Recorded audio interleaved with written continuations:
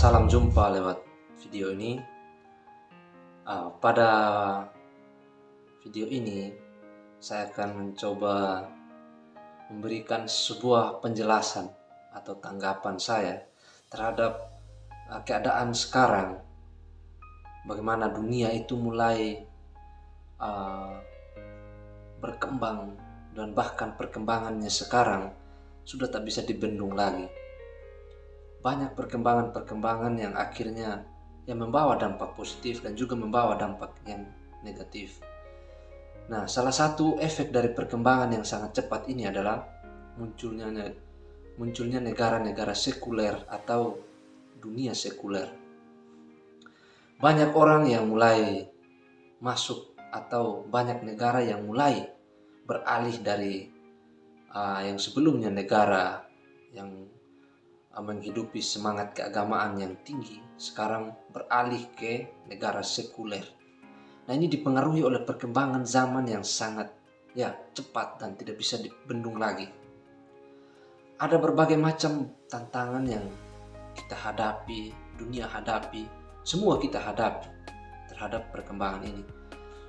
Memang di sisi lain kita melihat perkembangan itu membawa sesuatu yang baik dalam arti memberi kemudahan bagi manusia. Namun di sisi lain juga banyak perubahan-perubahan yang terjadi akhirnya yang mempertanyakan lagi soal manusia itu sendiri, agama, dan berbagai macam hal. Nah, fokus kita pada video ini kita akan melihat bagaimana gugatan-gugatan yang disampaikan terhadap agama soal mempertanyakan Tuhan itu. Banyak sekali tokoh-tokoh yang terlebih khusus tokoh ateis yang menggagas pikirannya yaitu menggugat keberimanan dalam agama. Secara umum mereka mau melihat atau tidak mengakui itu adanya Tuhan. Mereka lebih menekankan soal peran manusia, yaitu rasionalitas, kebebasan, dan juga otonom dari manusia itu. Nah, salah satu contoh tokoh ateis yang menggugat tentang agama atau Tuhan yaitu Sigmund Freud. Pemikiran Freud secara umum itu mau melihat bagaimana perlakuan umat beriman itu sendiri terhadap agama atau perlakuan umat beriman itu terhadap Tuhan. Nah, dia melihat begini, orang itu beriman kepada Tuhan yang menjadikan Tuhan itu hanya pelarian. Sehingga ketika manusia mengalami masalah dalam perkembangan zaman ini, ketika ada masalah dalam hidupnya, agama atau Tuhan itu menjadi pelarian. Sehingga ketika kita mengalami masalah kita tidak mampu menghadapi masalah itu, kita lari kepada Tuhan, meminta pertolongan dengan doa, dengan bantuan Tuhan. Nah, hal ini yang mau dilihat oleh Freud. Bagaimana manusia menjadikan Tuhan atau agama itu sebagai alat saja atau tempat pelarian.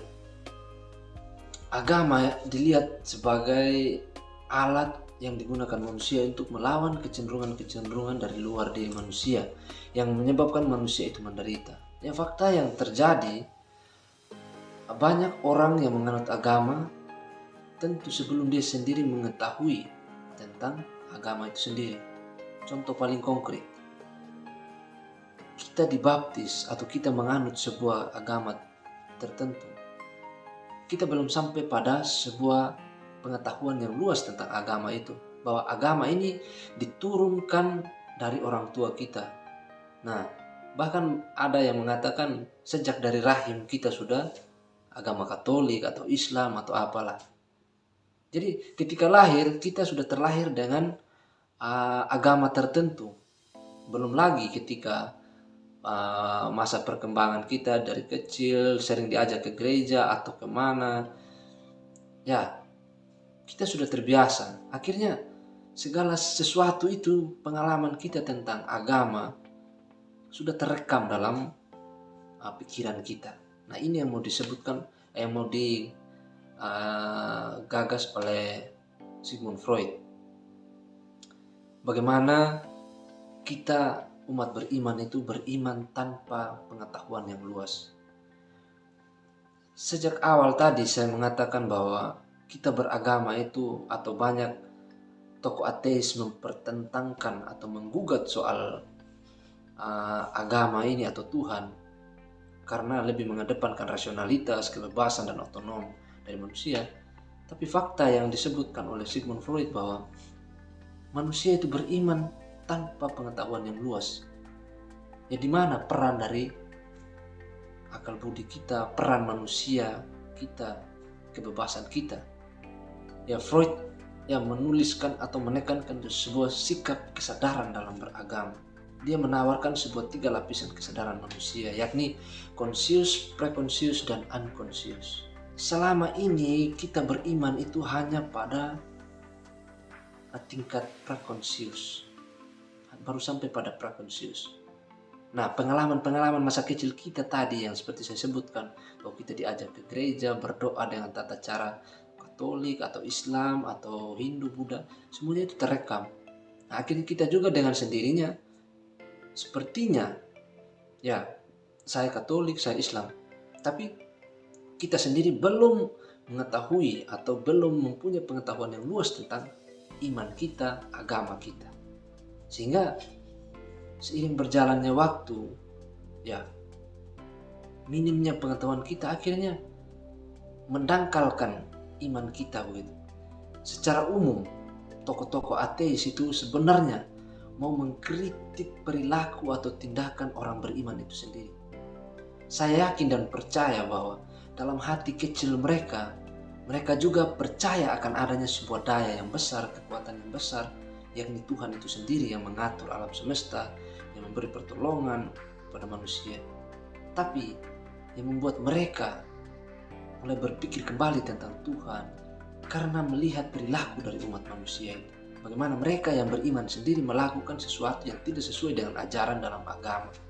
Nah, dalam gereja Katolik sendiri banyak umat-umat beriman yang melakukan tindakan-tindakan yang tidak sesuai. Saudara-saudaraku yang terkasih, tawaran yang mau diberikan oleh Sigmund Freud, teorinya mengenai 3 lapisan itu, soal conscious, preconscious, dan unconscious itu. Dari teorinya itu, ya kita sebenarnya mau dibawa pada sebuah kesadaran penuh, beriman pada kesadaran. Mengapa saya beriman dan yang saya imani itu siapa? Dan bagaimana saya bersikap dengan iman saya ini? Sehingga dalam kesadaran kita itu, kita bisa mempertanggungjawabkan apa yang kita buat, apa yang kita katakan. Lebih daripada itu, ketika kita berbicara mengenai perkembangan zaman ini, soal dunia sekuler, tawaran-tawaran yang diberikan oleh dunia sangat-sangat menggiurkan.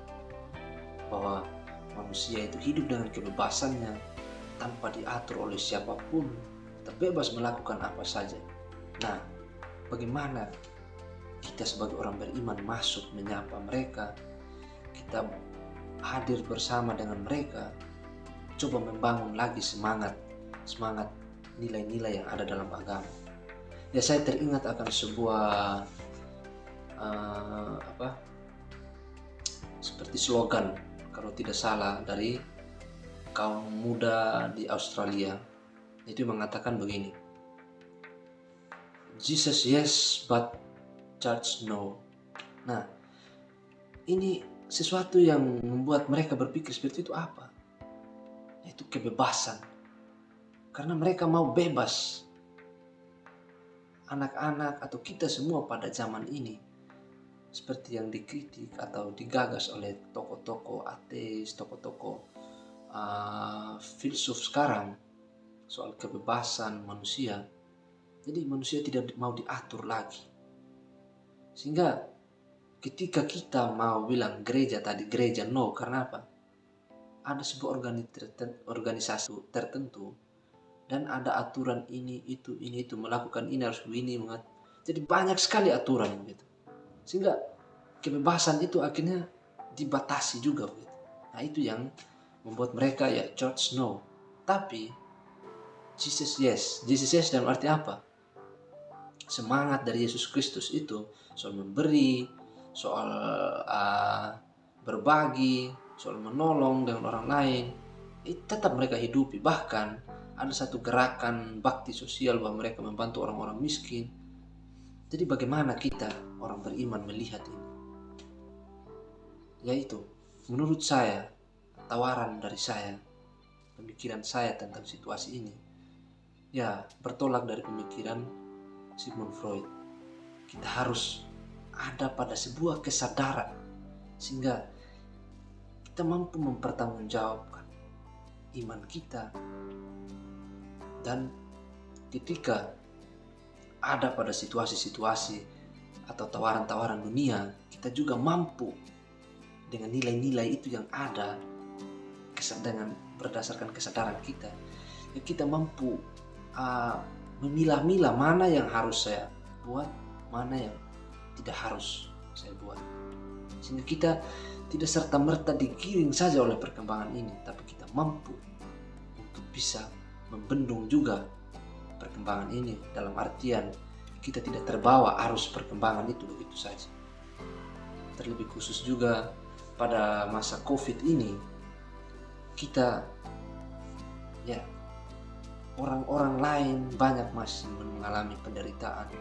Nah, dengan kesadaran akan nilai-nilai agama itu sendiri, ya kita mampu memberi, mampu membantu, mampu untuk hadir dan memberikan sesuatu yang berguna bagi mereka. Itulah sebenarnya yang dibutuhkan dari orang-orang beriman.